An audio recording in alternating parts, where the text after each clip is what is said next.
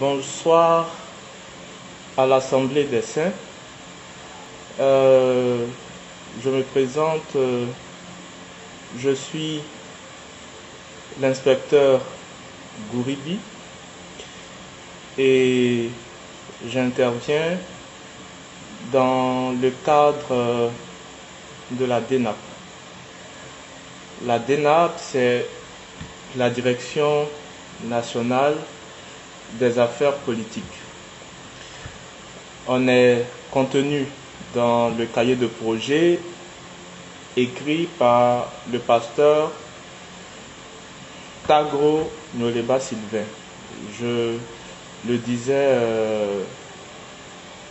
dans une vidéo ce matin, que j'ai faite ce matin, que hier c'était l'anniversaire du pasteur Tagro.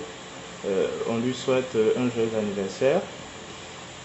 Alors, je présente un peu la direction nationale des affaires politiques. Quel est le rôle ou le but de cette direction? Elle a pour rôle, et je vais résumer le rôle, elle a pour rôle d'expliquer au juste comment Satan, à partir d'une élite juive, se sert de la politique afin d'asseoir ses pensées, ses projets, sa domination, comment Satan se sert de la politique pour ne pas que les hommes puissent suivre Dieu. Vous me voyez un peu sourire, c'est complètement différent de faire un direct lorsqu'il n'y a personne autour de soi. On se demande mais est-ce que on suit, etc. Mais bon, on va quand même faire avec et puis on va un peu s'y habituer. J'ai résumé le rôle de la DENAP. Je ne suis pas seul dans la DENAP. Il y a avec moi le père Richard Dedou, que je salue au passage. Donc, comme je le disais, aujourd'hui je vais intervenir sur ce qui se passe en Ukraine, le rapport qu'il y a entre ces événements-là et le déroulé de la fin des temps. Mais avant de commencer, comme le veut, j'ai envie de dire, les principes et la coutume, même si j'avoue que je suis vraiment stressé, comme le veut la coutume, on va prier, on va confier ce moment-là à Dieu. Donc on fait ensemble la confession de foi là où vous êtes et on confie le reste du moment et que Dieu nous donne les mots, les versets, les explications qu'il faut. Et on prie ensemble. Merci Père de ce que tu nous as rendus justes, saints et sans péché devant toi, non pas par nos œuvres, mais par notre foi en l'eau du baptême de Jésus-Christ, par laquelle il a pris tous nos péchés, par sa mort, sa résurrection, ainsi que son ascension dans le ciel. Merci de nous avoir rendus justes, saints et sans péché devant toi, non pas parce que nous sommes parfaits au regard de la loi de Moïse, bien au contraire, selon cette loi, on devait être jugé et jeté en enfer pour chacun de nos péchés. Mais tu nous as sauvés par ton Fils Jésus-Christ. Père, nous te confions ce moment. Merci Père de ce que tu nous donnes les mots, les versets, les explications qu'il faut. Merci de ce que tu éloignes de nous le stress. Merci de ce que tu permets qu'on soit concentré. Et merci Seigneur de ce que Tu permets qu'il n'y ait pas de coupure d'électricité et tu permets que tout se passe bien. Merci Père de ce que tu as fait toutes ces choses. Au nom de Jésus-Christ. Amen. Alors, j'ai fait une vidéo ce matin pour dire que depuis un moment, on est un peu alarmé par tout ce qui se fait, par tout ce qui se dit et par tout ce qu'on voit. On a entendu il y a quelques jours la déclaration du président de la Russie, Vladimir Poutine, et on a vu ce matin les actes, les bombardements qu'il a commencé à faire, aussi bien dans le Donbass qu'à côté même de la capitale ukrainienne. Il y a une forme d'alarme dans le cœur, non seulement des païens, mais comme je le disais, mais aussi des justes. C'est comme si la guerre mondiale était à nos portes. C'est comme si demain là, tout le monde allait rentrer en guerre et c'est fini. Je le disais, lorsque on regarde la météo et qu'on comprend qu'il ne va pas pleuvoir, qu'on nous a dit qu'il n'allait pas pleuvoir, lorsque le lendemain on voit le ciel s'assombrir, on n'a pas peur. On n'a pas peur parce que il a été dit qu'il n'allait pas pleuvoir. Pour revenir à notre objet d'étude aujourd'hui, à l'objet de notre commentaire, c'est qu'en lisant les Écritures qui sont pour nous la météo de la fin des temps, il nous a été dit à quel moment pourrait venir la Troisième Guerre mondiale. Et selon les Écritures, ce n'est pas le moment. J'ai expliqué et je vais réexpliquer pourquoi. D'un point de vue charnel, donc socio-économique et politique, ce n'est pas le moment pour qu'il y ait une guerre mondiale. Je sais, vous avez l'habitude de me lire, de nous lire, le père Richard Dedou et moi, mais vu que ce sur quoi je vais intervenir me demandera d'être long, j'ai voulu faire une vidéo, un direct avec toutes les informations qu'on a pour pouvoir présenter ces choses-là, ces faits-là. Pourquoi, d'un point de vue socio-politique et économique, on peut dire qu'il n'y aura pas pour l'heure une troisième guerre mondiale? Simplement, les différents pays viennent de sortir d'une crise d'une crise sanitaire. Et cette crise a non seulement entraîné beaucoup de morts, mais a entraîné aussi une crise économique. Alors, il suffit de regarder les chaînes internationales, les chaînes de ces différents pays-là, pour savoir combien de fois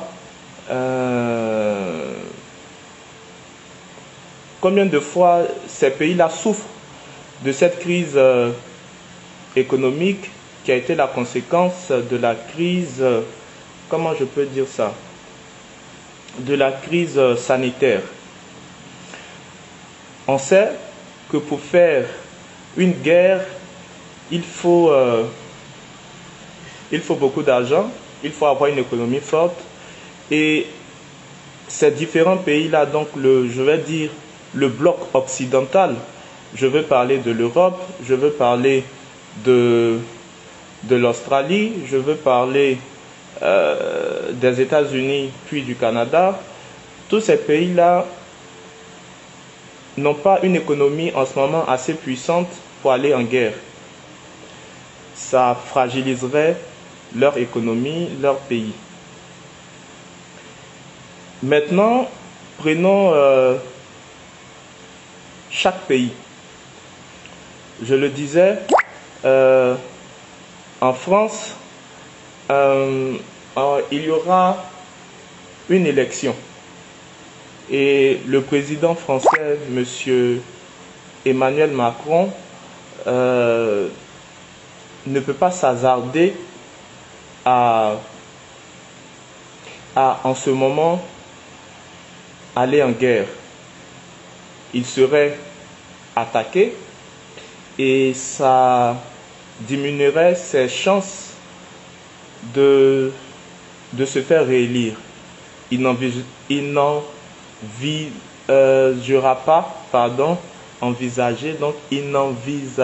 pas, voilà, je trouve les mots, d'aller en guerre, simplement. Ensuite, on a l'Allemagne. L'Allemagne vient d'élire un nouveau chancelier, Olaf Scholz. Il est évident que pour ses premières heures de chancellerie, pour ses premiers mois en tant que chancelier, ne voudrait pas entacher son mandat d'une guerre. Aussi, faudrait-il ajouter que l'Allemagne dépend principalement du gaz russe. C'est vrai qu'ils ont émis des sanctions contre la Russie, mais ils essayent, ils se disent qu'ils vont pouvoir tenir avec le gaz des Américains. Mais bon, on verra s'ils pourront tenir. Donc c'est évident que en ce qui concerne l'Allemagne, ça ne les arrange pas eux-mêmes d'entrer en guerre. Par ailleurs, on a l'Angleterre. L'Angleterre, avec le Premier ministre Boris Johnson, qui lui-même, dans son pays, a fait face ces derniers temps à une crise interne qu'on a appelée le Partygate. N'eût été la médiatisation de ce qui se fait en Ukraine, il aurait certainement fait l'objet d'une motion de censure et je pense fortement qu'il aurait été contraint à la démission, vu la dégringolade de son image dans les sondages qui ont été réalisés en Angleterre. Enfin, on a les États-Unis. Les États-Unis ont été très touchés aussi par la crise sanitaire. Il y a eu un moment, une crise au niveau du budget, puisque les sénateurs ne s'entendaient pas pour voter le budget. Ensuite, il y a le fait que ils ont été, je peux dire, humiliés, ou bien ils se sont eux-mêmes humiliés en fuyant l'Afghanistan. On a vu dans quelles conditions ils ont quitté l'Afghanistan. On a vu la trahison qu'a ressenti les membres alliés des États-Unis. Ils ne sauraient envisager d'entrer en guerre. D'ailleurs, le président Joe Biden a fait savoir qu'il n'allait pas envoyer de troupes militaires se battre au sol pour l'Ukraine. Je le disais que cette phrase ou cette pensée a été reprise par tous les membres de l'OTAN à la limite, par la France, par l'Angleterre, par l'Allemagne, par même le Canada, je pense. Alors, pour toutes ces raisons, il est évident qu'ils n'entreront pas, que ces pays-là ne vont pas entrer en guerre. Parce que si l'un de ces pays entre en guerre, selon le traité de l'OTAN, lorsque un membre de l'OTAN entre en guerre contre un pays qui ne fait pas partie de l'OTAN, les autres pays sont obligés de le suivre. Ce qui signifie que si les États-Unis, la France, l'Allemagne, l'Angleterre, si un de ces pays-là décide de faire la guerre, tous les pays vont être obligés de le suivre et automatiquement on va rentrer dans un conflit mondial. Mais ce n'est pas encore le moment. Après avoir mentionné les fondements charnels de ce qui nous pousse à affirmer que ce n'est pas le moment d'une guerre mondiale, on va toucher maintenant le volet spirituel parce que en tant que juste, notre base c'est la Bible, notre base c'est les Écritures, notre base ce sont les enseignements, les explications qui nous sont donnés par nos différents dévanciers. Je remercie d'ailleurs tous mes dévanciers qui n'ont cessé de m'expliquer, de me faire comprendre la politique nationale, la politique internationale, qui m'ont fait comprendre aussi le livre d'Apocalypse, les livres prophétiques. Je ne connaissais rien, comme tout le monde, et c'est grâce à eux que je peux affirmer, que je peux me balader dans les Écritures. Je dis merci infiniment au pasteur Tagro. Au début, comme je le disais, j'avoue que je ne comprenais absolument rien de la politique internationale, de la politique nationale. Il m'expliquait des choses que je ne comprenais absolument pas, ou il m'expliquait des choses dans lesquelles je ne croyais pas. Jusqu'à ce que, comme un bon petit thomaïste, je vois ces choses s'accomplir pour finalement non seulement croire aux explications qu'il me donnait, mais aussi pour finalement comprendre toutes ces choses-là. Parce que le pasteur Tagro, il a une manière de former, c'est que même si tu ne comprends pas, il n'arrête pas de te présenter les choses, ça reste dans un coin de ta tête jusqu'à ce que tu arrives à ouvrir les yeux et là tu fais le rafistolage ou bien le collage de tout ce qui a été dit. On trouve cette technique-là aussi dans la Bible. C'est fait par Jésus-Christ. Pourquoi, d'un point de vue biblique, d'un point de vue spirituel, on peut dire qu'il n'y aura rien, qu'il n'y aura pas une troisième guerre mondiale? Pour l'instant. Voilà. Eh bien, parce que le révérend explique dans le livre 8, au chapitre 9 de ce livre, il fait des commentaires, il donne des explications sur le chapitre 9 d'Apocalypse. Je vais m'intéresser principalement au verset 13 et 17 de ces livres-là. Dans ces versets, Jean nous fait comprendre qu'il y aura la sonnerie de la 6e trompette avec l'avènement du 6e fléau. Avec des mots du 1er siècle, Jean va décrire des appareils, des objets, des armes du futur, des armes de notre ère, des armes de notre siècle.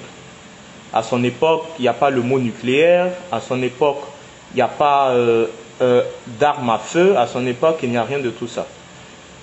Et donc, il va utiliser des mots, des expressions comme du feu sortait de leur bouche, du soufre, etc. Le révérend nous fait comprendre que le 6e fléau, c'est la guerre. C'est une guerre dans laquelle sera engagée toute l'humanité. Moi, je dis que c'est une guerre mondiale dans la mesure où toute l'humanité est engagée dans cette guerre. Cette guerre, comme je l'ai dit, est présentée dans Apocalypse et est mentionnée comme étant le 6e fléau. Avant cette 6e trompette-là, il y a eu des trompettes, il y a eu des fléaux avant la guerre dont je fais mention. Et jusqu'à preuve du contraire, on n'a pas encore vécu ces fléaux-là. D'ailleurs, le révérend explique au travers des Écritures que cette guerre mondiale a lieu dans l'ère du cheval pâle. D'après les enseignements que nous avons reçus de nos dévanciers, d'après les... Merci la juste Élie de mettre les versets, merci. Donc, d'après les enseignements que nous avons reçus de nos dévanciers, on est dans l'ère du cheval noir en ce moment-là. Nous ne sommes pas encore dans l'ère du cheval pâle. Lorsque l'ère du cheval noir finira, on passera maintenant à l'ère du cheval pâle. Pour l'heure, nous sommes dans l'ère du cheval noir. Je pars du principe que ceux qui me suivent savent dans quelle ère nous sommes, connaissent les différentes ères qui subdivisent le monde. Et je sais que vous savez de quoi je parle quand je suis en train de parler de fléaux, de trompettes et d'air. On est en ce moment dans l'ère du cheval noir. Pour qu'on puisse passer à l'ère du cheval pâle, nos dévanciers nous ont présenté les conditions qui devaient être remplies selon les Écritures. L'évangile doit gagner toute la terre. Je pense que pour l'heure, même si on a fait l'évangile est quand même si l'évangile gagne du terrain, on n'en demeure pas moins qu'on ne peut pas dire qu'elle a gagné toute la terre. Pour l'heure, qu'il a gagné toute la terre, pardon. Pour l'heure, beaucoup de personnes encore n'ont pas entendu l'évangile. L'autre condition, c'est que le péché, l'iniquité soit accrue plus qu'il ne l'est déjà. C'est vrai, il y a beaucoup de choses qu'on voit, mais ça n'a pas encore atteint un certain niveau. Donc le péché doit prendre de plus en plus d'ampleur.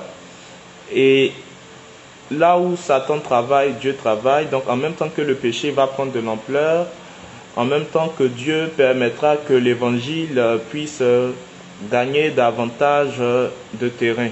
Selon qu'il est écrit, là où le péché a abondé, la grâce a surabondé. Alors,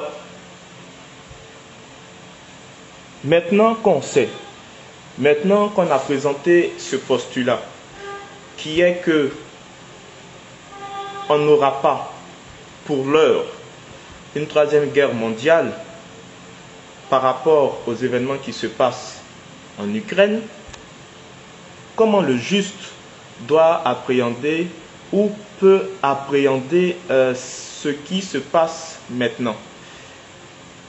Ce qui se passe maintenant a quel lien avec la fin des temps, avec la prophétie de la fin des temps?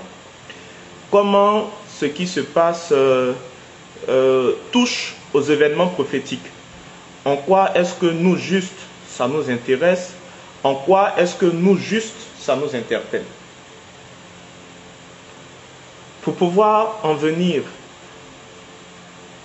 à répondre à toutes ces interrogations, on va essayer, comme je l'ai fait tout à l'heure, de nous intéresser à cette crise d'un point de vue charnel. On va rentrer dans un peu le volet historique, le contexte historique, les causes de cette crise. Et finalement, dans un point de vue spirituel, finalement le volet spirituel, ça sera bien entendu de savoir comment ces événements-là vont marquer ou bien vont toucher la fin des temps, vont toucher le 7e jour.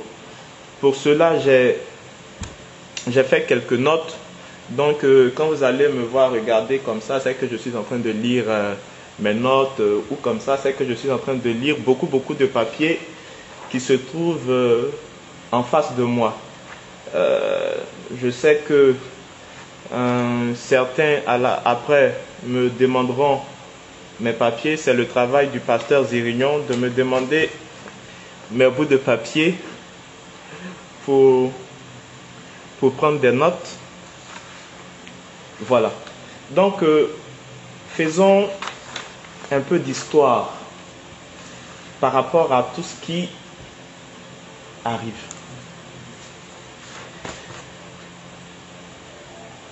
Pour comprendre pourquoi M. Vladimir Poutine est en train d'attaquer l'Ukraine, revenons à certains faits historiques.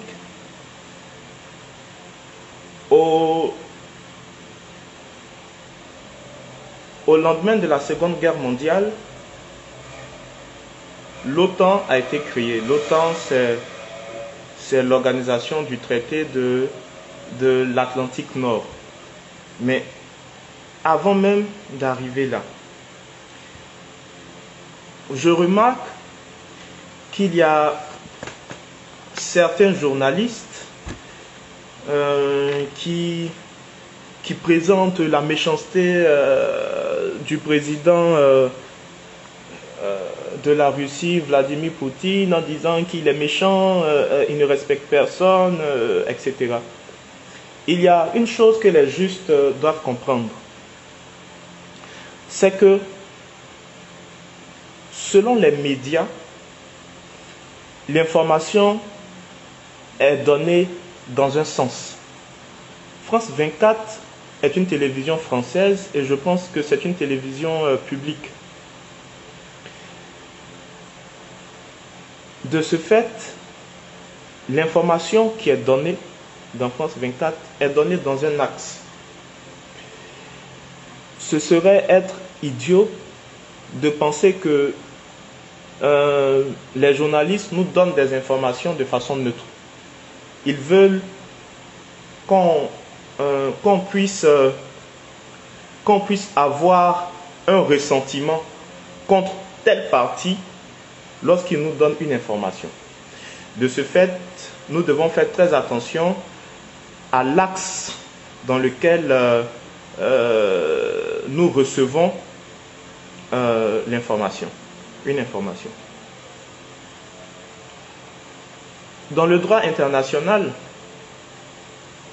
véritable, non pas ce qu'on nous apprend à l'université, dans le droit international, la loi, c'est la volonté du plus puissant. La loi, la règle, c'est les désirs du plus puissant.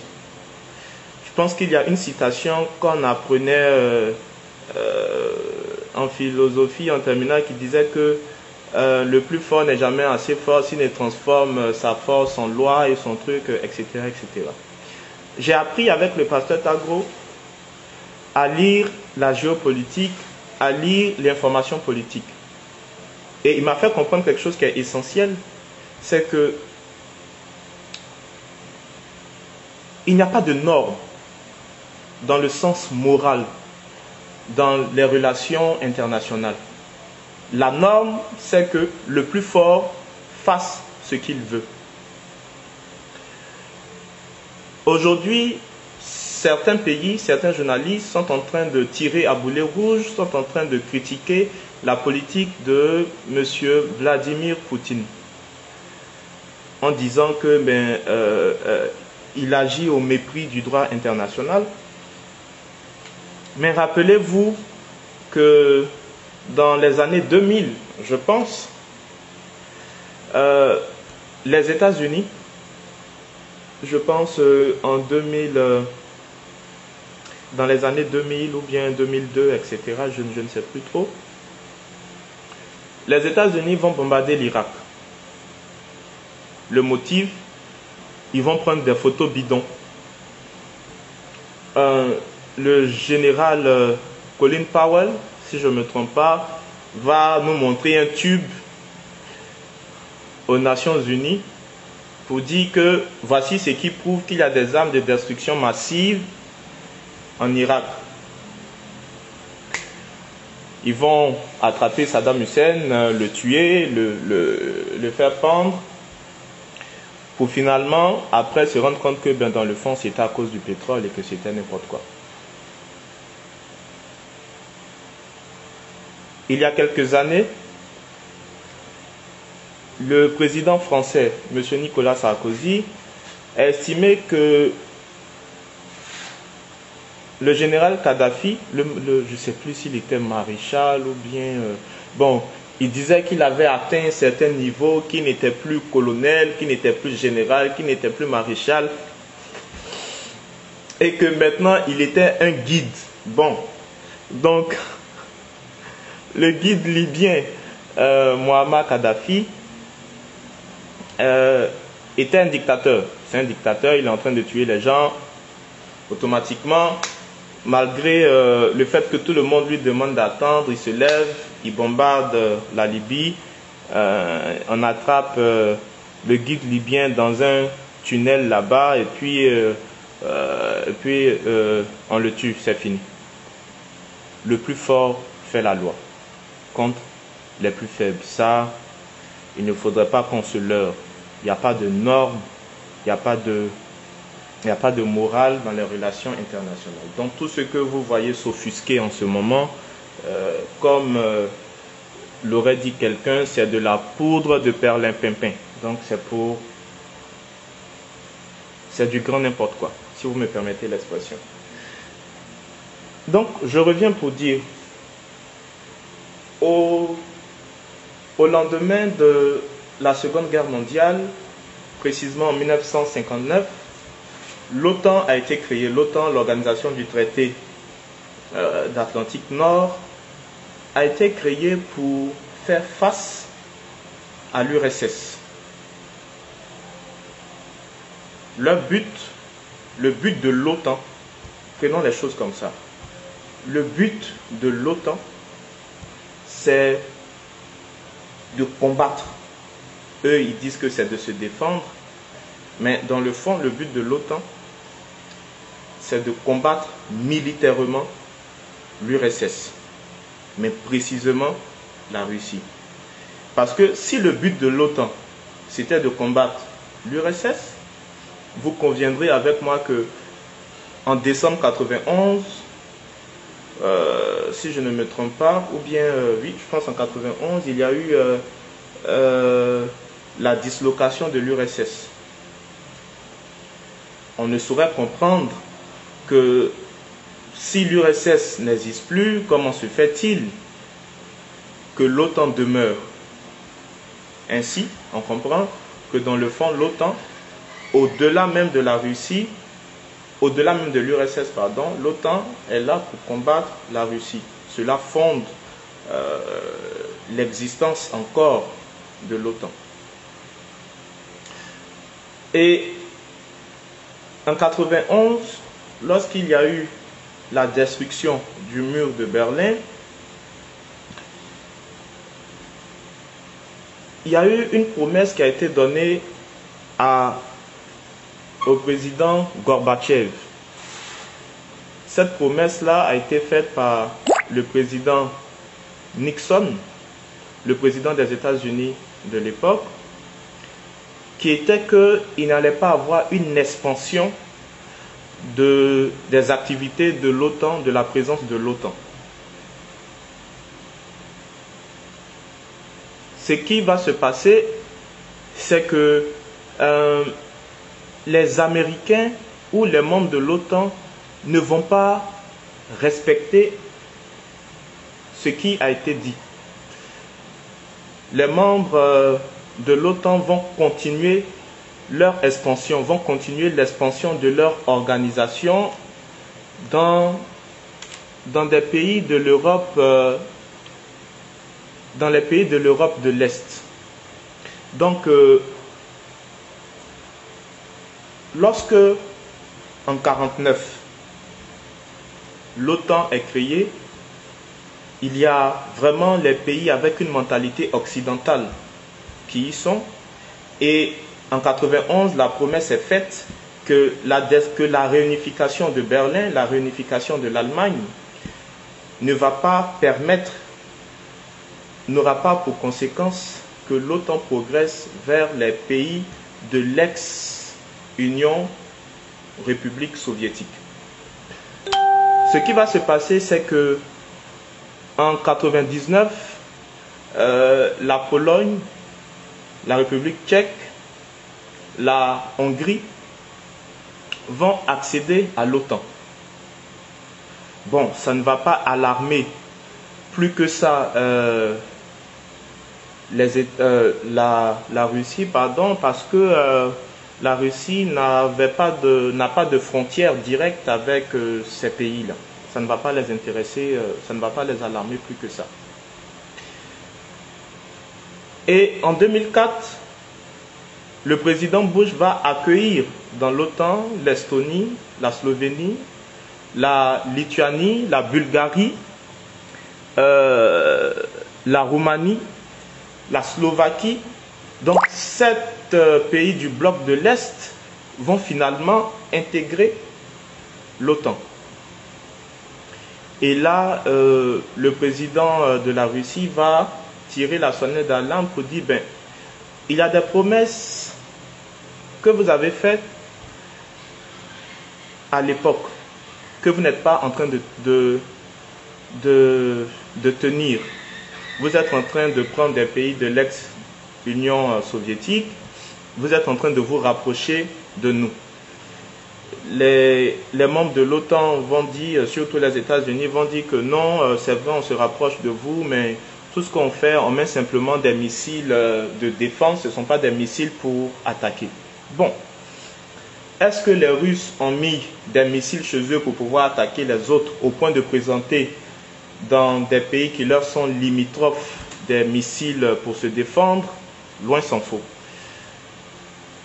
Ils ne seront pas d'accord de cette attitude de l'OTAN. Ce qui va mettre le feu aux poudres, c'est qu'en 2008, l'OTAN va tenter de faire intégrer la Géorgie en son sein. Ça ne va pas plaire évidemment aux Russes, parce que pour eux, ça devient de la foutaise. Pourquoi? Au lendemain de la Seconde Guerre mondiale, toujours, parce que c'est l'origine même de la haine entre les Russes et les Occidentaux. Au lendemain de la Seconde Guerre mondiale, Gorbatchev va s'allier, Monsieur Gorbatchev va s'allier à Monsieur Fidel Castro à Cuba, et il va mettre des missiles à Cuba, et les satellites ou bien des avions espions, je pense qu'on appelait U-2, un truc comme ça, je ne sais plus trop, vont faire des photos où il y a des navires russes qui étaient en train d'apporter, des navires soviétiques qui étaient en train d'apporter des missiles, d'envoyer des missiles sur le territoire cubain. Et l'histoire nous dit que ces missiles-là, de par leur position à Cuba, étaient capables d'atteindre les États-Unis. le président de l'époque, M. John Kennedy, a menacé Gorbatchev pour lui dire que si tu envoies des missiles, si tu ne retires pas les missiles que tu as déjà installés à Cuba, ce que je vais te faire là, tu ne vas pas croire. J'ai détruit ton pays, même mal zinzin. Et Gorbatchev, il était là, il avait peur, il tremblait, il ne savait pas ce qu'il allait faire. Kennedy l'a menacé, il a fait une déclaration de guerre même pour dire que on va lancer arme nucléaire sur toi. Il a eu peur, il a retiré ses armes. Vous allez comprendre pourquoi je suis en train de dire ça plus tard. Donc, les Russes ont vu d'un mauvais œil que l'OTAN puisse s'installer dans des pays qui lui sont limitrophes. Et en 2014, il y a eu ce rapprochement de la Russie et de l'OTAN, pardon, vis-à-vis de l'Ukraine. Les Russes vont dire mais que si c'était nous, quand à l'époque on a mis des missiles à Cuba, vous les Américains, vous êtes fâchés. Vous êtes nos ennemis. Comment se fait-il que vous voulez placer, vous voulez faire intégrer des pays qui nous sont limitrophes dans l'OTAN? Et puis encore, vous voulez mettre des missiles dans ces pays-là. Nous, on n'est pas d'accord. Et l'OTAN a une règle. C'est que pour qu'un pays puisse l'intégrer, il faut que ce pays-là soit stable d'un point de vue sociopolitique. Dès qu'en 2008, l'OTAN a voulu faire intégrer la Géorgie, automatiquement, les Russes sont allés bombarder une partie de la Géorgie. Lorsque les Russes, ces derniers temps, ont vu que l'OTAN voulait faire intégrer l'Ukraine dans son organisation, en son sein, les Américains, comme vous le constatez, les Russes, pardon, sont venus bombarder certaines villes de l'Ukraine pour empêcher l'Ukraine d'intégrer l'OTAN. Donc, la Russie, pour un profane, on va dire que la Russie est en train de se défendre. Les Occidentaux n'ont jamais respecté des traités. Ils respectent des traités lorsque ça les arrange. Permettez que je fasse un petit cours d'histoire. C'est que lorsque les Alliés vont rentrer en Allemagne, ils vont se partager Berlin. Ils vont se fixer un certain nombre de règles que les Russes vont respecter, mais pas les Occidentaux. Les Occidentaux n'ont jamais rien respecté. Je ne suis pas en train de prendre la défense des Russes, parce que les Russes, à l'avenir, seront pires que les Occidentaux, parce que le révérend nous fait comprendre qu'il y aura toujours des forces impérialistes. Donc la petite parenthèse, c'est que l'Afrique ne sera jamais libre. On va sortir de l'impérialisme occidental pour se mettre sous le joug de l'impérialisme sino-russe. Voilà, on quitte un maître pour aller être esclave encore chez un autre maître. Et ça sera bien pire, selon ce que nous apprend le révérend. Donc, je ne suis pas en train de prendre la défense des Russes, mais les Occidentaux n'ont jamais rien respecté. Essayons maintenant de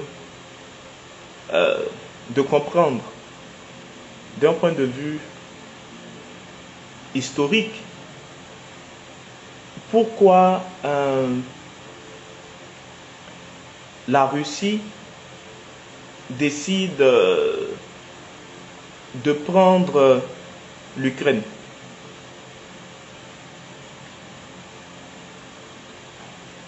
Le berceau de la civilisation russe a commencé en Ukraine, à Kiev.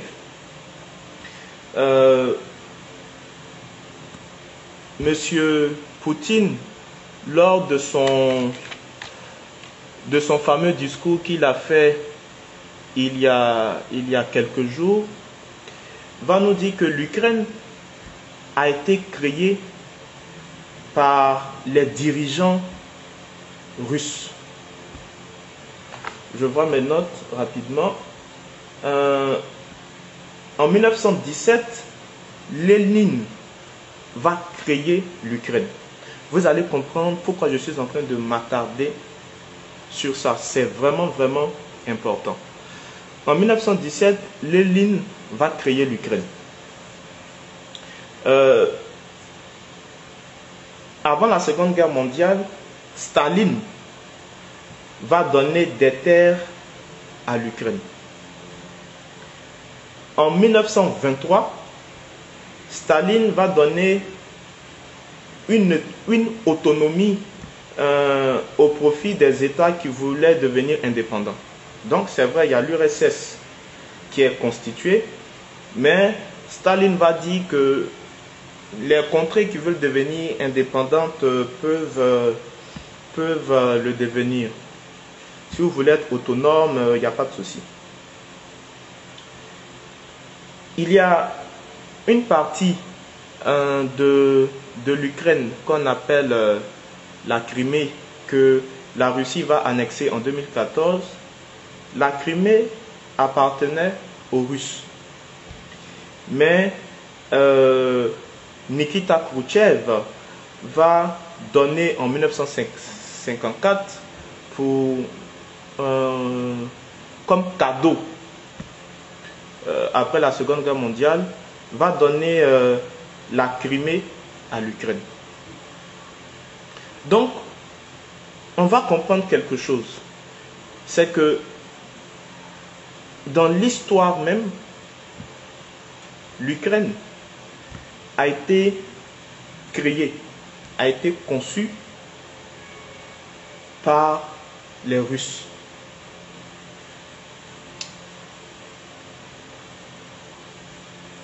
L'Ukraine, dans l'Antiquité, était appelée la Petite Russie. Voilà, c'est comme ça qu'on appelait l'Ukraine. Et jusqu'au 9e siècle, comme je le dis, il n'y avait pas cette différence-là entre l'Ukraine et la Russie. Maintenant, ces personnes qui vont créer la Russie, ces personnes qui vont même permettre que l'Ukraine voit le jour, qui sont-ils au juste? Et c'est là maintenant qu'on va rentrer dans ce qui nous intéresse dans la DNAP, à savoir la politique instrument de Satan au travers des élites juives pour pouvoir asseoir sa domination. Vous avez entendu Poutine lors de son discours estimer que c'était une erreur de la part de Lénine, de Staline, d'avoir permis que l'Ukraine puisse avoir une autonomie et finalement devenir indépendant. Il va présenter ça comme une erreur, comme une trahison. En 1989, on va même permettre que ces différents États soviétiques, en l'occurrence l'Ukraine, puissent être souverains. Donc c'est des choses que Poutine n'arrive pas à comprendre, n'arrive pas à accepter. Mais voici là où ça devient intéressant. Ces personnes que j'ai citées, Lénine, Staline, Khrouchtchev, Gorbatchev, Elstine sont en fait des juifs. Ce sont des juifs ashkénazes, des juifs khazars. Et j'explique. Au VIe siècle, il y a un groupe de juifs qui va s'installer au sud de la Russie. On va les appeler donc les juifs khazars. Ces juifs-là vont s'agrandir là, vont se multiplier. C'était des guerriers, c'était des gars qui aimaient la guerre, c'était des palabreux, c'était vraiment des, si je peux le dire ainsi, des barbares. Ils vont se développer jusqu'à ce que ils renversent les Russes qui étaient là. Et c'est ce qu'en 1917, on va appeler, en 1915, 1914-1915, ça sera ça l'une des causes de la Première Guerre mondiale, ce qu'on va appeler la révolution bolchevique. Lorsqu'il va y avoir la révolution bolchevique, on va remarquer que tous les dirigeants qui vont venir sont ceux que j'ai cités là, Lénine, Staline, Khrouchtchev, Gorbatchev, Elstine, etc., etc. Ces personnes qui vont venir, ces personnes qui vont s'installer au pouvoir, ce sont des juifs. On comprend donc pourquoi il y a eu cette révolution bolchevique, c'était pour installer à la tête de la Russie des juifs. Et lorsque l'URSS éclate, après sa création, je pense en 1922, lorsque l'URSS éclate, ces petits pays-là vont prendre leur indépendance. Ceux qui vont permettre à ces pays-là de prendre leur indépendance, c'est ceux que j'ai cités là. Donc, ces juifs à la tête de la Russie vont en réalité permettre son effondrement. Permettre l'effondrement de l'URSS, permettre l'effondrement de la Russie, c'est à contrario permettre les juifs khazars, pas les Khazars, khazars avec K. J'essaie de répondre en même temps, aux questions qui sont posées au fur et à mesure. Donc, permettre l'effondrement de la Russie, c'est à contrario permettre l'évolution ou bien la croissance ou bien l'élévation de son ennemi. En l'occurrence,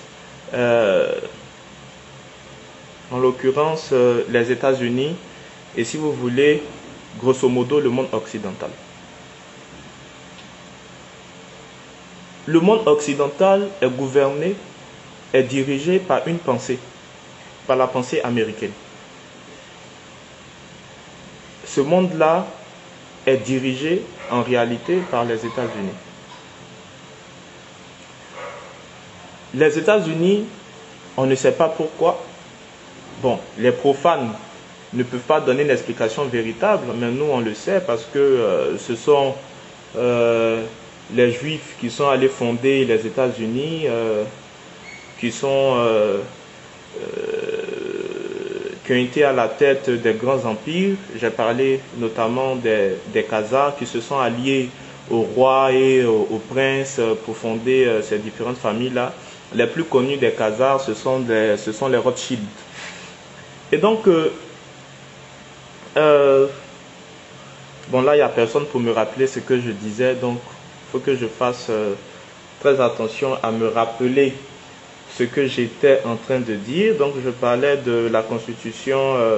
Voilà, donc ça va être le fait de permettre l'effondrement de la Russie va avoir pour conséquence d'élever les États-Unis. Et les États-Unis protègent sans vergogne un pays qui est Israël. En réalité, le monde occidental est dirigé par Israël. puisque c'est Israël qui tire toutes les ficelles, ce sont les Juifs qui tirent toutes les ficelles derrière tout ça. Le fait que ces présidents juifs-là puissent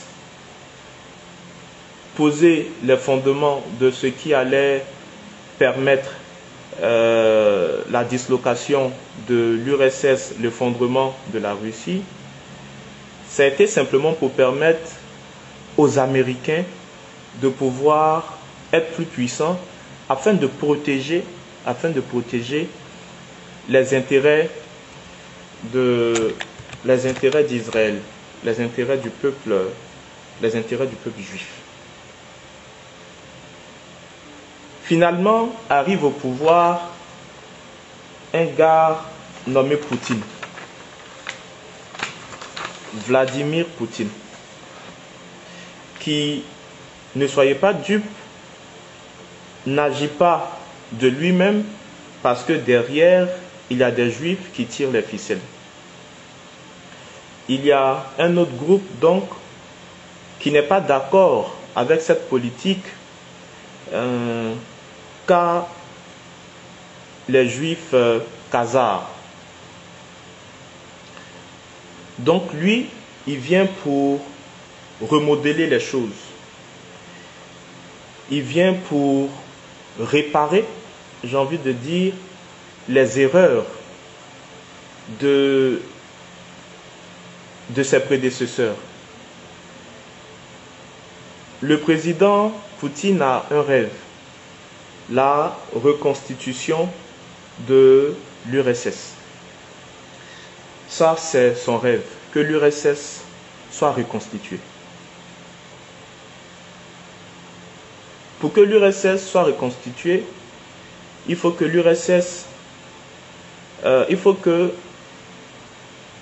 l'État principal, qui est la Russie, devienne fort.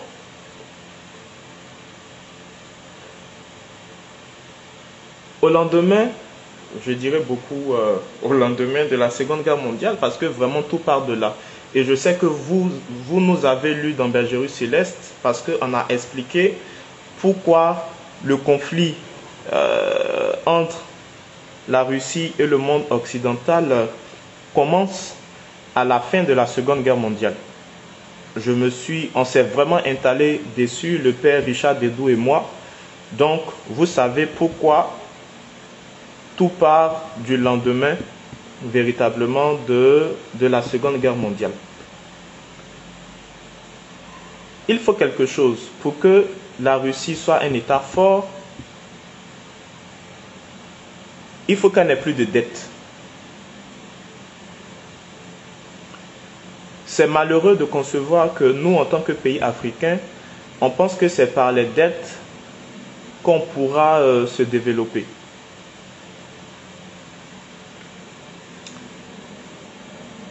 Après la Seconde Guerre mondiale, il va avoir une dette de toute l'URSS, c'est-à-dire même des pays qui étaient dans l'URSS, la Tchécoslovaquie, l'Ukraine, etc. En 1991, la dette de l'URSS était de 100 milliards de dollars. Les Russes, non pas l'URSS, les Russes vont payer pour l'ensemble de l'URSS, donc pour l'ensemble des pays qui la composaient. Les Russes vont rembourser toute la dette de 100 milliards de dollars. Ils vont rembourser toute cette dette en 2007. C'est d'ailleurs pour ça que beaucoup pensent que la Russie n'est pas forte économiquement. Mais la Russie a pris son temps d'amasser assez d'argent pour pouvoir payer ces 100 milliards de dollars de dette pour tous les autres pays. En ce moment-là, la Russie n'est redevable de personne. Bien au contraire, ce sont les pays de l'ex-République soviétique, de l'ex-Union soviétique, qui doivent accomplir leur part d'obligation vis-à-vis de la Russie. Donc la Russie a pris le temps de rembourser cette dette-là pour l'ensemble des pays, mais en retour, elle attend un partenariat commercial gagnant vis-à-vis de ces autres pays-là au détriment des Occidentaux. Malheureusement, c'est tout le contraire, surtout avec l'Ukraine. Pour que la Russie puisse se développer, elle doit s'armer. C'est pour ça que vous allez voir que les Russes vont passer tout leur temps à développer leur armée et on va voir que l'un des missiles les plus puissants du monde appartient aux Russes et le nom de ce missile c'est Satan II. C'est le missile pour l'heure le plus puissant. Sur lui seul, il y a 12 ogives nucléaires et il est indétectable. Il fait combien de fois la vitesse du son, c'est magnifique. C'est magnifiquement diabolique, je veux dire. Et comme la Russie doit être forte militairement, la Russie aussi doit être en mesure de pouvoir bloquer toutes les parties où elle est faible d'un point de vue militaire. Pourquoi la Russie va prendre la Crimée?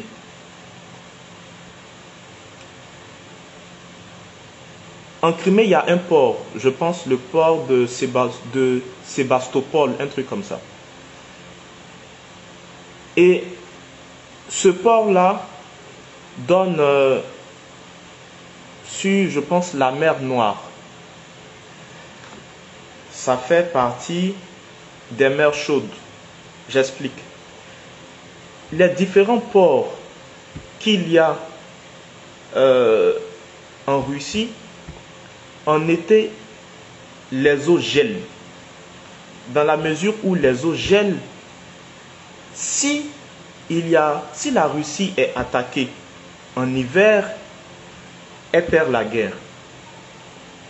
Parce que ces bateaux, ces navires ne pourront pas se déplacer.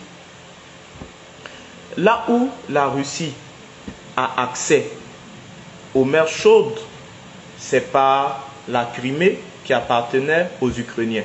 Donc c'est par le port de Sébastopol. Ce port-là donne sur la mer Noire. La mer Noire elle-même donne sur la mer Méditerranéenne qui elle-même donne sur les océans. Si la Russie se concentre seulement sur ces ports et laisse l'OTAN venir s'installer en Ukraine, s'installer en Crimée, le jour où il y a une guerre, la Russie est faite. Parce qu'elle n'aura accès à aucune voie maritime. Les Russes viennent, ils prennent la Crimée parce que il y a quelques années de cela, je pense il y a 4 ou 5 ans, les membres, l'OTAN a voulu mettre des missiles en Crimée. Les habitants de la Crimée, en majorité russophones, vont dire non. Ils vont refuser catégoriquement parce qu'ils savent ce que cela signifie. Ils vont prendre la Crimée. Ils vont finir de prendre la Crimée. Ils vont soutenir les séparatistes de la Crimée et faire de la Crimée à la limite une république à part entière, ou du moins ils vont estimer que la Crimée maintenant fait partie de la Russie. Maintenant, les différents pays qu'on a qui vont, les différentes républiques en ce moment qui font l'objet de séparation d'avec l'Ukraine, on a la république de Donetsk et puis de Lugansk qui sont dans la région du Donbass. Cette région-là est frontalière à la Russie et est en majorité russophone. Les Ukrainiens, manipulés par l'OTAN, précisément par les États-Unis, vont commencer à interdire même aux gens de ces pays-là de parler le russe. Ils vont vouloir installer des bases militaires profitables à l'OTAN dans ces parties-là. Ce qui va faire que le président de la Russie va dire non, parce que s'installer là, c'est évidemment avoir une position stratégique et ça n'arrange pas les Russes. Donc, ils vont bombarder, ils vont venir s'installer parce qu'ils estiment que, bon, ils ne peuvent pas continuer à se laisser faire. Mais en réalité, le plan de Poutine, de M. Poutine, pardon, c'est de reconstituer l'URSS. Et là, c'est magnifique parce que c'est ce que le révérend nous apprend dans le livre 31. Je retrouve rapidement la page, livre 31, page 45. Je vais lire ça rapidement pour nous tous. Livre 31, page 45. Bon, c'est en version électronique, hein, c'est la version électronique que j'ai ici à Gagnois. Voilà. Et donc, dans cette partie-là, le révérend explique que le but de l'URSS et le but de Vladimir Poutine, ça sera de reconstituer l'URSS. Donc, à l'avenir, je cherche, voilà. Page 45, paragraphe 1. La ligne 1, 2, 3, 4, 5, 6, 7, 8, 9, 10. La ligne 10 du livre électronique.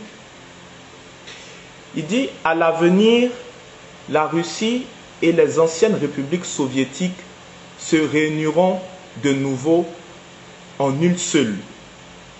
Aussi, l'Union européenne étendra sa puissance dans le monde entier à nouveau. Ce n'est pas seulement mon histoire, mais plutôt c'est quelque chose dont le livre de l'Apocalypse et le livre de Daniel parlent beaucoup. Voici là où ça devient vraiment intéressant. Le but de Poutine, c'est de reconstituer l'URSS. Et il a déjà entamé ce processus de reconstitution. Il a ramené en son sein l'Arménie. C'est vrai, pour l'heure, ce sont de petits pays, mais c'est quand même un bon début pour lui. Il a ramené l'Arménie, le Kazakhstan, la Biélorussie, quelques républiques à l'est de l'Ukraine, parce que comprenez un truc. L'ouest de l'Ukraine est polonais. Ça a été arraché à la Pologne pour être attribué à l'Ukraine. L'est de la Russie, l'est pardon de l'Ukraine est russophone. Voilà. Donc, en fait, l'Ukraine, bon, je ne veux pas je ne veux pas nier qu'ils soient un État. C'est surtout qu'un État, évidemment, les États se fondent par migration des peuples, etc., etc. Mais c'est vraiment une histoire particulière qu'il y a entre l'Ukraine et la Russie. C'est pour ça que pour Poutine, dans la tête de Poutine, il n'est pas en train d'annexer un pays. En fait, il prend ce qui lui revient de droit. Mais l'idée profonde, c'est quoi? L'idée profonde, c'est que il est en train de faire mal aux Juifs, en fait.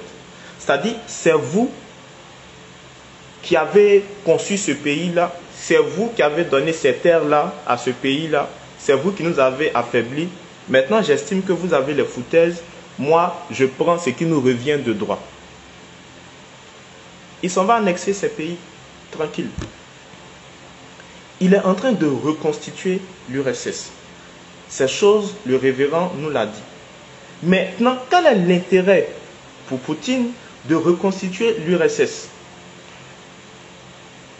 Monsieur Laurent Gbagbo, lors de son truc de PPACI, je ne sais plus comment il a appelé ça, je ne sais pas comment il a appelé le truc de PPACI qu'il a fait à l'Ivoire, il a dit que les pays puissants sont les grands pays. Les pays puissants sont les grandes nations. Grandes d'un point de vue territorial, grandes d'un point de vue du nombre d'habitants. Pour que la Russie devienne ce pays fort, la Russie doit reconstituer complètement l'URSS. Et ce n'est qu'un début. Parce que, croyez-moi,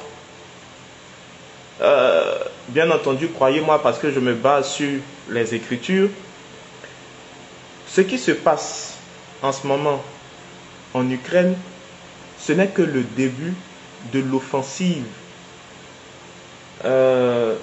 russe.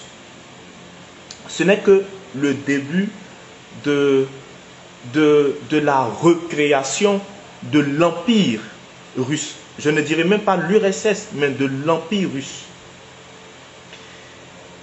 Il est évident que dans les années à venir, même l'Ukraine, la capitale, toute l'Ukraine, va entrer, va revenir, va appartenir aux Russes. Parce que ce que le président Vladimir Poutine est en train de faire, il est en train de détruire toutes les bases militaires ukrainiennes. Et il n'a pas peur. Parce qu'il a eu le temps de s'armer, il a eu le temps d'étudier les autres. Et écoutez son discours. Il le dit clairement, il dit aux autres pays qui vont vouloir intervenir, la riposte sera immédiate. Et vous n'avez jamais vu une telle riposte. Il sait sur quoi il compte. Il sait pertinemment sur quoi il compte. Ils ont une armée incroyable. Et c'est évident qu'ils ont des alliés et pas des moindres. Ils ont les Chinois à leur côté. Donc, il est dans la reconstitution de l'URSS. Mais jusqu'où va aller cette reconstitution de l'URSS? Cette reconstitution de l'URSS va aller jusqu'à annexer Israël. Parce que lorsque l'URSS est reconstituée, on a vraiment une nation encore plus forte qu'elle ne l'est déjà, qui est évidemment la Russie. On a son allié, les Chinois, la Chine, pardon, avec la Turquie, etc. Et puis, il va avoir l'affaiblissement qui a déjà commencé des États-Unis. L'affaiblissement économique, militaire des États-Unis. Mais il faut ça pour que les Russes puissent annexer Israël. Pourquoi je le dis? Eh bien, je tisse simplement ma source des écrits du révérend qui lui-même tisse sa source de Daniel 11, le verset 9. Il le dit dans le livre 31, page 19, le paragraphe 2. Et je vais lire ça pour vous.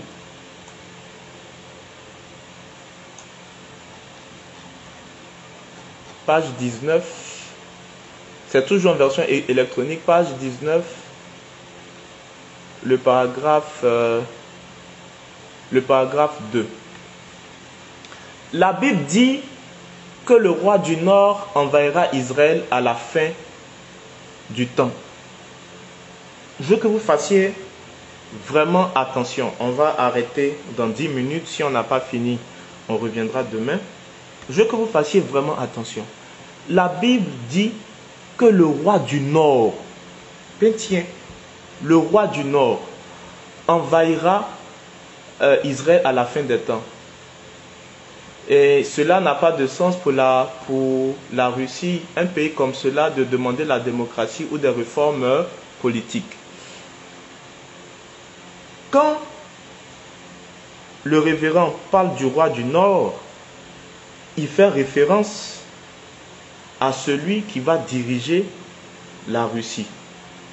Je présente le contexte dans le livre 31 à la page 19. Je n'ai pas lu toute la page pour que, voilà, je vous explique le contexte. Quand vous allez lire, vous allez voir que quand il parle du roi du Nord, il est en train de parler de celui-là qui sera le dirigeant de la Russie.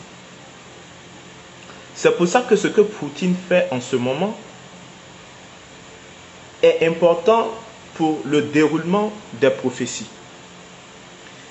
Daniel 11, verset 9, nous fait comprendre que la Russie va finir par envahir Israël.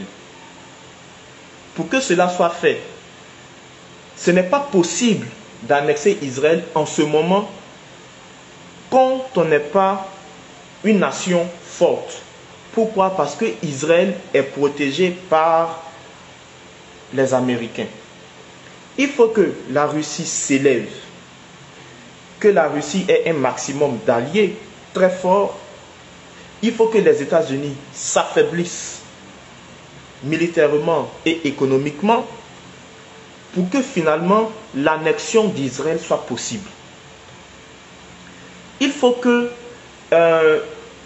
Israël sorte de ce protectorat qu'elle a avec les Américains pour partir faire ami-ami avec la Russie. Et le révérend encore nous explique quelque chose. Livre 31, toujours, page 45. Voici ce qu'il dit. Je pense que c'est page 45. Voilà, je pense que c'est au paragraphe 2. Il dit, deux pays sont capables. C'est sa parole, pour eux si nous attendons. Je cherche ça rapidement.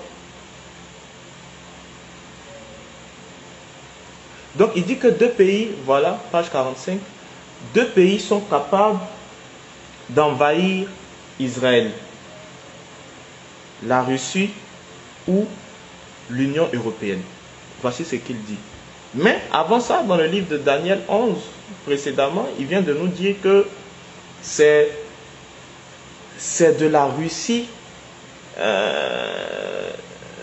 que va venir le prince, le roi, le chef qui va annexer Israël.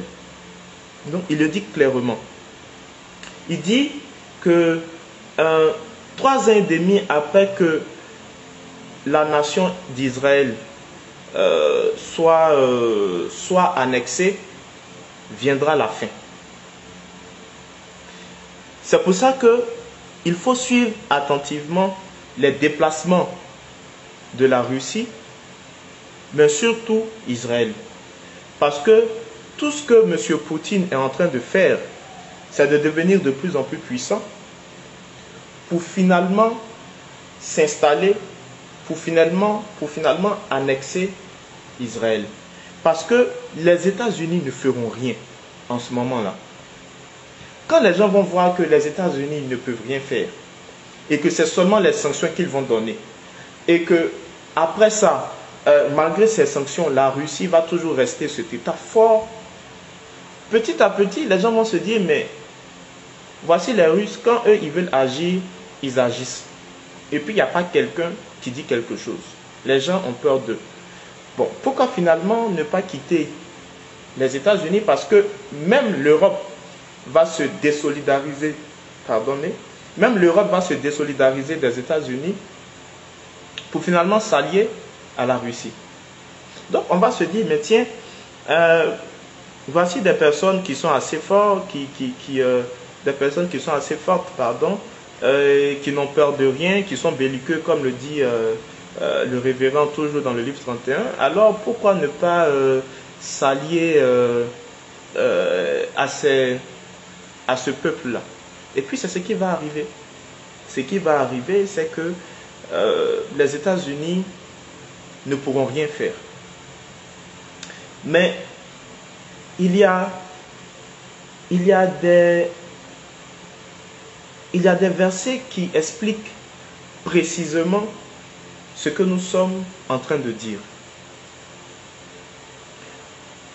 Voici ce que le révérend explique.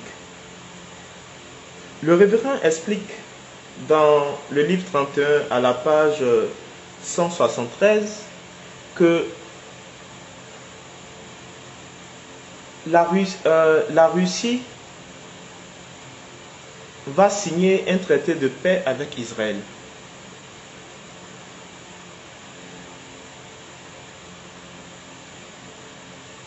À la page 173, il dit simplement que la Russie va signer un traité de paix avec un pays, un grand pays, etc. Et que ce grand pays-là va finalement annexer Israël. Donc, quand on lit entre les lignes, il nous a déjà dit que c'est la Russie. Donc, Israël va signer un traité de paix avec la Russie. Pourquoi ils vont signer un traité de paix avec la Russie? Évidemment, parce que les États-Unis ne seront plus en mesure de les défendre, et tous les pays arabes vont s'allier à la Russie. Donc, il faudra, mine de rien, faire ami-ami avec cette nouvelle puissance-là. Lorsque ce traité de paix sera signé avec la Russie, il va arriver que les Russes vont ne plus respecter ce traité de paix et finalement envahir Israël. Et comme le dit le révérend, 3 ans et demi après que la nation d'Israël soit rentrée dans la tribulation, alors la fin viendra. Je vous ai déjà dit que en relation internationale, on ne respecte rien. Ce qu'on respecte, c'est nos intérêts. Ce qu'on respecte, c'est ce qu'on veut, tant qu'on peut. Il est clair, et on doit admettre quelque chose qui apparaît maintenant.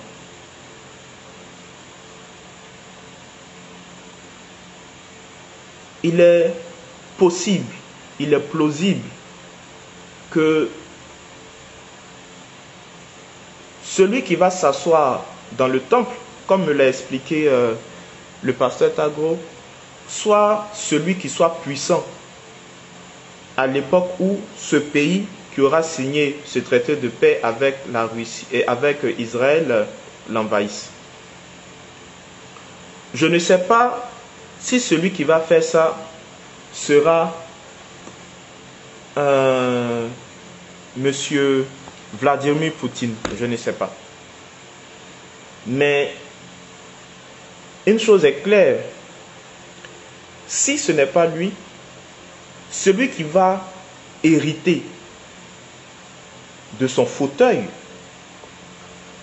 héritera d'une URSS, d'une Russie forte, d'une URSS reconstituée, d'une Russie forte économiquement, parce que ce que font les Russes, c'est qu'ils vendent leur gaz de plus en plus cher, donc ils ont assez de moyens. L'Europe aura beau les sanctionner, ils ont d'autres acheteurs, ils ont la Corée du Sud, ils ont la Corée du Nord, le révérend parle encore dans le livre 31, ils ont les Chinois, ils ont plein d'autres pays qui achètent leur gaz. Ils ont des investissements en Afrique. Dans le fond, voilà quoi, peu importe les sanctions que ces pays, que les Occidentaux vont leur infliger, ils ont eu le temps de renflouer leur caisse, de se préparer à cela. Et la plus grande puissance économique en ce moment-là qu'est la Chine est à leur côté. Donc, ils ne craignent absolument rien.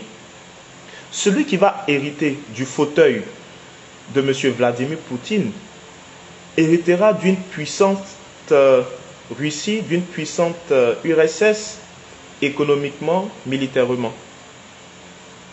Et on est tout à fait en droit de penser que cette personne sera celle-là qui va s'installer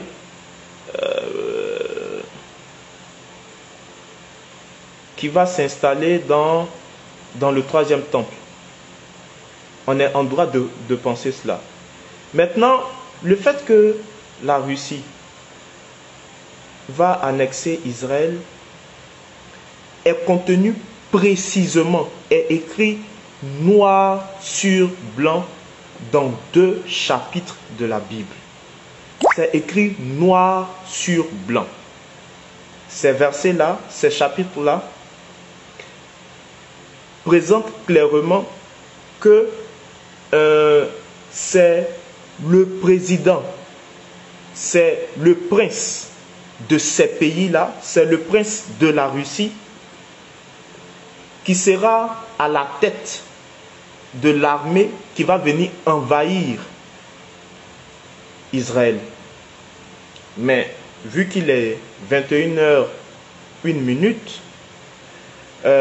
on verra, on étudiera ces 2 chapitres de la Bible qui présentent précisément, ce qu'il manque de dire c'est son nom, mais il présente précisément que c'est le président de la Russie qui sera la tête de l'armée. Et bien ces chapitres-là, on va les étudier demain à 19h30, si Dieu permet que nous soyons toujours en vie, si Dieu permet qu'on ait toujours la santé, qu'on ait toujours Internet et qu'on ait de l'électricité. On va finir par la prière où je ne sais pas si je dois attendre des questions jusqu'à 21h05, je ne sais pas. Donc qu'est-ce que vous en dites? Je vous donne 2 minutes, pardon. Je ne sais pas si le responsable Momo Diomandé me suit. Est-ce qu'il y a des questions? Est-ce qu'on peut conclure maintenant par la prière et puis se donner rendez-vous demain? J'attends vos commentaires, mais si jusqu'à 21h05 il n'y a aucun commentaire, je vais... on va clore, on va prier et puis on va se laisser. Je fais exprès de ne pas donner ces différents chapitres afin que vous ayez envie de revenir demain à 21h30.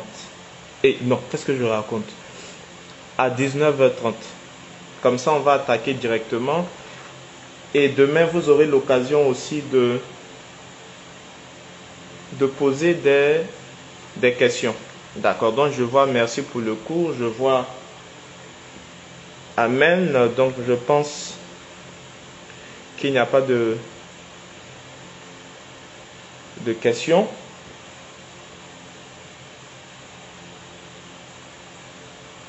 Vraiment, demain, on rentrera dans les détails. Alors, le sage Akila Cramoisi, je ne sais pas si c'est toi que Makoso a insulté la dernière fois pour dire regarde lui là, faut regarder son nom, il s'appelle Cramoisi, non on dirait fétiche.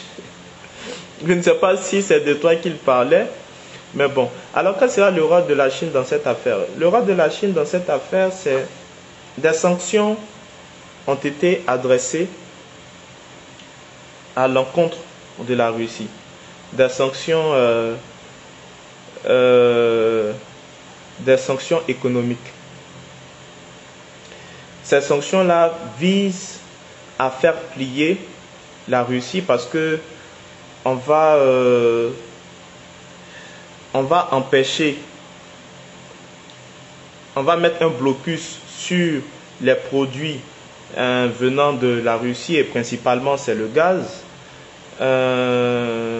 Non, mais si vous posez toutes les questions comme ça, ça sera compliqué. Donc, on va mettre un blocus sur les produits venant de la Russie. Donc, si la Russie n'arrive pas à vendre son gaz, économiquement, ça sera compliqué. Le peuple aura faim, le peuple sera dans des difficultés, ils auront du mal à manger, etc. Or, je pense qu'il y a un dicton qui dit ne pas nourrir ses soldats, c'est nourrir l'armée de l'ennemi. Voilà. De ce fait, ce que les Chinois vont faire, bien évidemment étant la première puissance économique, c'est d'être un nouveau partenaire.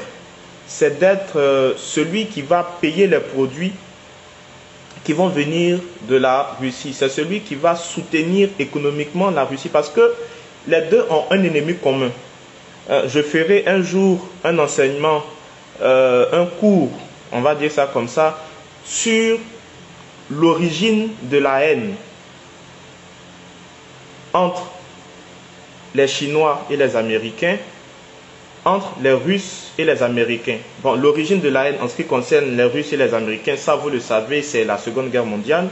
Mais l'origine des Chinois vis-à-vis des Occidentaux, ça c'est à partir de la guerre de l'opium. Mais j'aurai l'occasion de revenir dessus. Ils ont un ennemi commun. Les Russes vont soutenir comme un mouton de panurge tout ce qui va venir. Les Chinois vont soutenir comme des moutons de panurge tout ce qui va venir des Russes. Ils vont financer, acheter les produits russes. Donc économiquement, ils seront là pour faire que la Russie ne soit pas cet État faible, mais ait toujours de la force d'un point de vue économique afin de pouvoir toujours mener ses opérations. Ils vont permettre aussi à la Russie d'être fort économiquement parce que c'est les Russes qui vont protéger les routes de la soie. Ces routes qui doivent quitter la Chine pour aller jusqu'en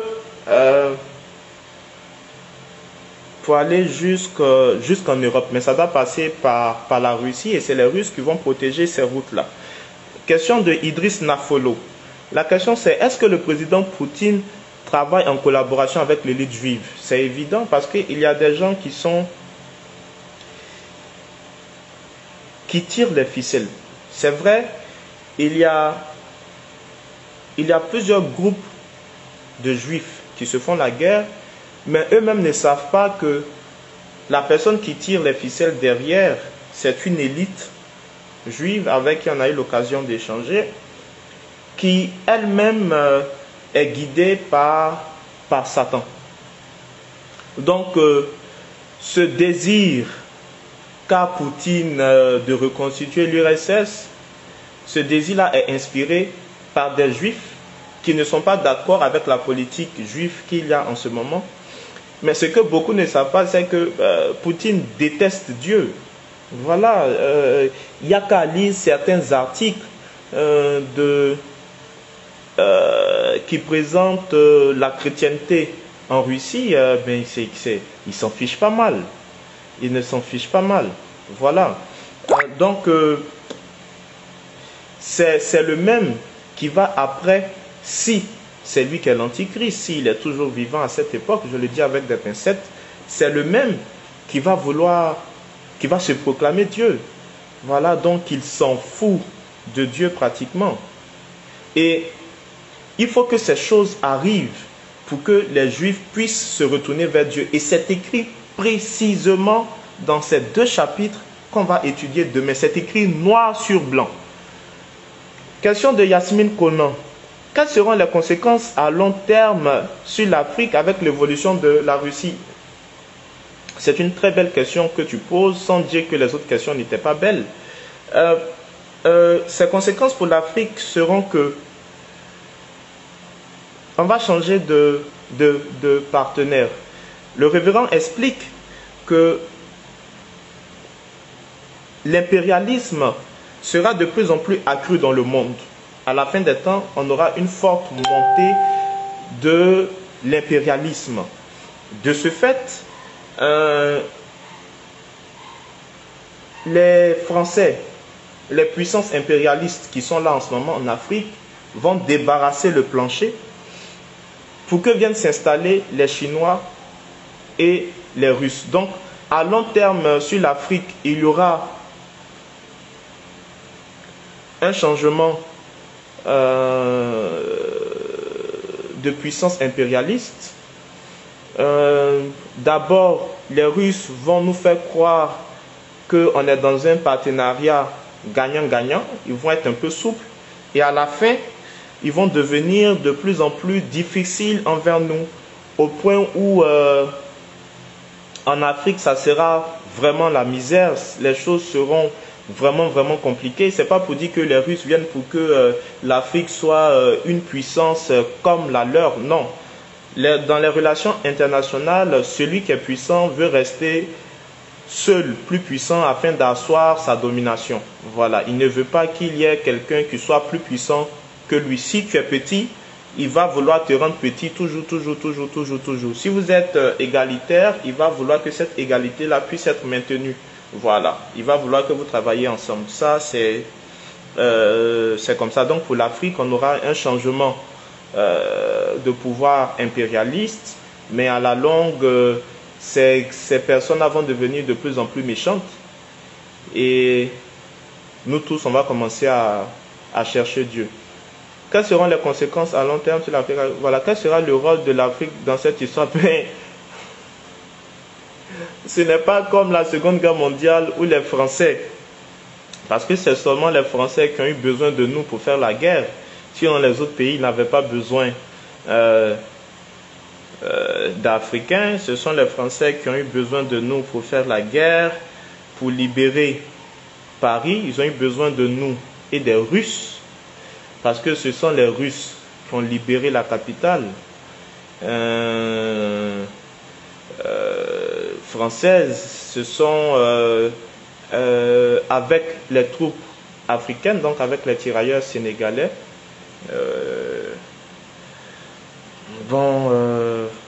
Le rôle de l'Afrique dans cette histoire, j'ai envie de dire rien, mais je sais pas. Sinon, dans les Écritures, franchement, Idriss, on parle pas de nous, quoi. On n'est pas dedans. Voilà, dans les Écritures, là, on n'en fait pas partie. Voilà, on ne parle pas de quel est notre rôle dedans, donc je ne sais pas. Mais ce que je peux dire sur ce sujet-là, c'est que pour la Côte d'Ivoire, ça va consacrer les idées de Laurent Gbagbo. Ça va consacrer les idées de M. Laurent Gbagbo parce que c'est lui qui a passé tout son temps à nous présenter que non, il faut sortir du joug colonial français, ils ne sont pas gentils, etc. Il faut aller vers d'autres puissances. Qui aurait cru que les Maliens auraient dit que Gbagbo avait raison? C'est incroyable. Gbagbo et le PPACI avaient raison. C'est incroyable. Donc, petit à petit, il y a un sentiment